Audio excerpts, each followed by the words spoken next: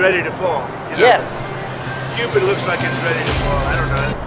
Karibu kwenye habari za ulimwengu. Ninayekuletea habari hizi ni mimi Isaac Samuel. Rais wa Marekani Donald Trump ameibua mjadala mkubwa wa kimataifa baada ya kutoa kauli nzito akidai kuwa nchi ya Cuba imo kwenye hali tete ya kisiasa na ya kiuchumi, hali ambayo kwa mtazamo wake inaweza kupelekea taifa hilo kwenye mabadiliko makubwa yasiyotabirika. Akizungumza na waandishi wa habari, Trump amesema kuwa Cuba kwa sasa inakabiliwa na presha kubwa ya kiuchumi inayotokana na upungufu wa nishati, matatizo ya uzalishaji na kuporomoka kwa uwezo wa serikali kukidhi mahitaji ya raia wake.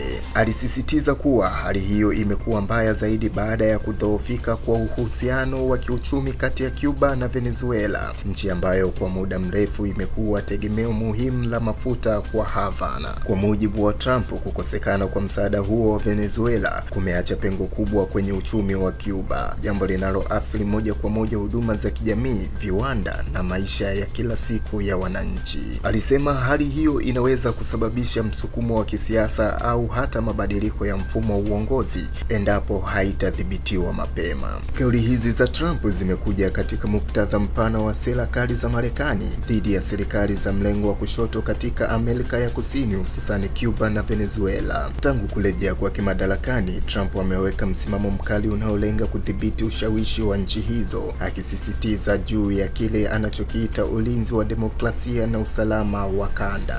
Hata hivyo, wachambuzi wa siasa za kimataifa wanaonya kuwa matamshi hayo yanaweza kuongeza mvutano wa kisiasa, si tu kati ya Marekani na Cuba, bali pia ndani ya eneo lote la Amerika ya Kusini. Baadhi yao wamesema kuwa kauli hizo zinaweza kuchochea maandamano ndani ya Cuba au kuimarisha msimamo wa serikali ya Havana dhidi ya kile inachokiona kama uingiliaji wa kigeni. Kwa upande wake, serikali ya Cuba imeendelea kuilaumu Marekani kwa matatizo yake ya kiuchumi, ikidai kuwa vikwazo vya muda mrefu vya kiuchumi vilivyowekwa na Washington ndivyo vyanzo vikuu vya changamoto zinazoikabili taifa hilo. Havana imesisitiza kuwa itaendelea kulinda uhuru wake wa kisiasa bila kujali presha ya nje. Kwa ujumla, kauli za Trump zinaonyesha wazi kuwa uhusiano kati ya Marekani na Cuba bado ni wa baridi na wenye msuguano mkubwa, huku mustakabali wa siasa za taifa hilo la Caribbean kiendelea kuwa kitendawili kinachofuatiliwa kwa ukaribu na dunia nzima.